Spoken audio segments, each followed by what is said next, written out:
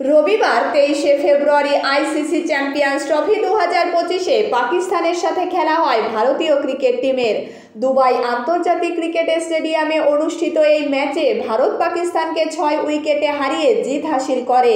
ভারতীয় টিমের অধিনায়ক ছিলেন বিরাট কোহলি, যিনি অপরাজিত থেকে সেঞ্চুরি করেছিলেন। এটি ছিল বিরাট কোহলির ওয়ানডে আন্তর্জাতিক ক্যারিয়ারের 51তম সেঞ্চুরি। কোহলি 111 বলে 100 রান করে অপরাজিত থাকেন, যার মধ্যে 7টি 4 মেরেছিলেন তিনি।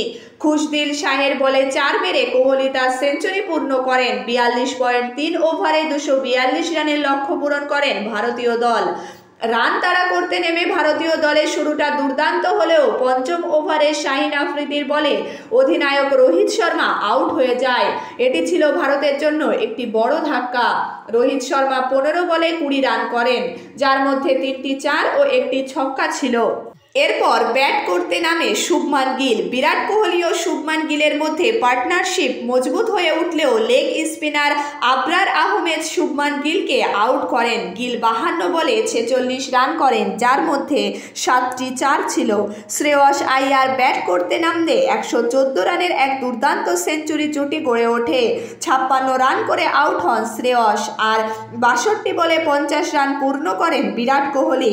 শ্রেয়স আইয়ার তার 67 বলের ইনিংসে 5টি 4 ও 1টি ছক্কা মারেন।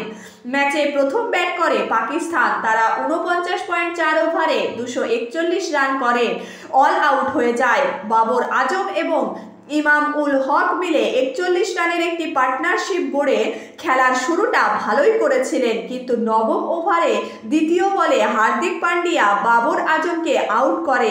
কেএল রাহুল ক্যাচ ধরে আউট করেন তাকে। বাবর আজম 26 বলে 23 রান করেন, যার মধ্যে 5টি 4 ছিল। এরপর অক্ষর প্যাটেলের থ্রোয়ে রান আউট হন ওপেনার ইমাম উল হক। একে একে যখন উইকেট পতন ঘটতে থাকে, তখন খুশদিল শাহ 38 রানের ইনিংস খেলে পাকিস্তানকে সম্মানজনক স্কোর এনে দেয়, যার ফলে পাকিস্তানের স্কোর 9 উইকেটে 241-এ পৌঁছায়। 24শে ফেব্রুয়ারি অনুষ্ঠিত ম্যাচে যদি নিউজিল্যান্ড বাংলাদেশকে হারিয়ে দেয়, তাহলে ভারতীয় দলের সেমিফাইনাল নিশ্চিত হয়ে যাবে।